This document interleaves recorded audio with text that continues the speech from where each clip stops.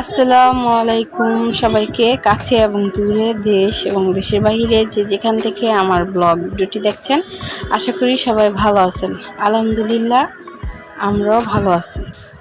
এখানে হচ্ছে চা বানিয়ে নিয়েছি, সাথে হচ্ছে বাকরখানি আর সকালের নাস্তা হিসেবে আর কি বানিয়েছি। আর এখানে আমরা নিয়ে আসছিলো, আমার হাজব্যান্ড অনেকগুলাই নিয়ে আসছিলো, অলরেডি আমি অনেকগুলা খেয়ে ফেলছি।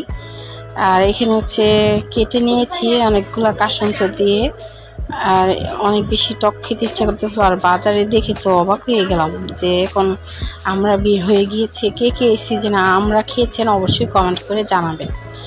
আর এখানে এখন হচ্ছে মুরগি নিয়ে আসছে, কক মুরগি 2টা আর হচ্ছে ব্রয়লার মুরগি। আর এখানে এখন হচ্ছে একটু ঢেলে নিব। আর এগুলো এখন হচ্ছে প্রথমে ব্রয়লার মুরগিটা আর কি রান্না করব, আর এইটা কক মুরগিটা রেখে দিব। আর এখানে দেখতে পারছেন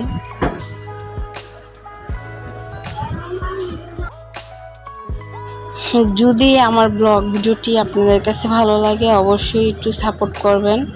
আর ফেসবুকে একটা পেজ খুলেছি, অবশ্যই ফলো করতে পারেন, ফাতেমা কবির দিয়ে আর কি খুলেছি, আর অবশ্যই ফলো করে দিবেন।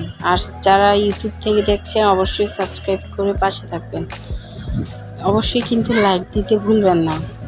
আর এখানে অলরেডি তো এগুলো পরিষ্কার করে হচ্ছে রান্না করব। আর এখানে আলু তরকারি হচ্ছে মাছ দিয়ে রান্না করেছি। মাছগুলোতে প্রচুর কাটা ছিল, এই ছেলে মেয়ে ওরা খেতে পারবে না, এটা হচ্ছে আমার জন্য আর আমার হাজব্যান্ডের জন্য রান্না করেছি।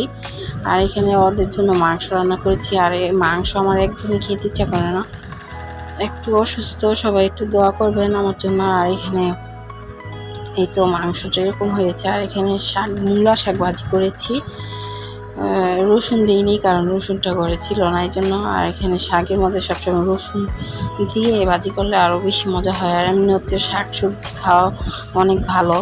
আর এখানে নিয়েছি, দেখতে পাচ্ছেন গরম গরম ভাতের সাথে হচ্ছে নিয়েছি।